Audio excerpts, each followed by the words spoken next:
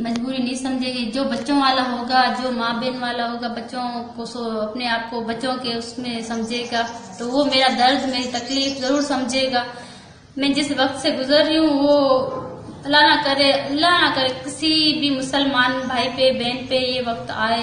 मैं चाहती हूँ कि मैं साफ वाज़े आप लोगों को बताना चाहती हूँ कि आप लोगों को मेरी वजह से कोई शक शुबा हो ना। मैं ईमानदार एक वफादार लड़की हूँ। मैं लड़ना चाहती थी केस, मगर केस के हवाले से ये मसला है कि मैं आगे इसलिए नहीं लड़ पा रही हूँ कि मेरे अपनों ने ही मेरा साथ छोड़ दिया है। मेरे जो अपने हैं, मेरे जिस वक्त से मैं गुजर रही हूँ, मुझे सबने अकेला कर दिया है।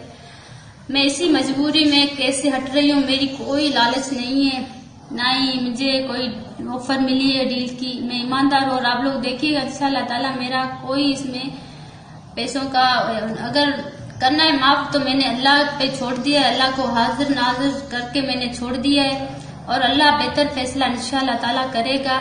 मेरी कोई लालच इसमें नहीं है। अगर आप लोग मेरे भाई बहन हैं, ये मेरा फर्ज है आप लोगों को ये मेरा पैगाम पहुंचाना। आप लोगों का पूरा हक है। इस वक्त जो मीडिया वाले हैं, जो भी मेरे साथ खड़े थे, ये पैगाम आप तक पहुंचेगा। मुझे बिल्कुल गलत नहीं समझेगा। मैं अगर मैं होती ना इस तरह की, मैं कभी भी आप लोगों के सामने अपनी ये वीडियो नहीं रखती।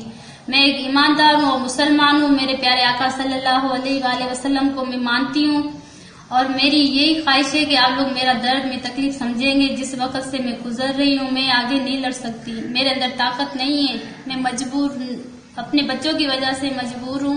छोटे बच्चे मैंने कैसे इसलिए हटने के लिए कहा कि मैं जो भी लोग हैं इसमें मुलविस है, मैंने सबको छोड़ने का फैसला कर लिया है और मैं अल्लाह पे छोड़ दूंगी।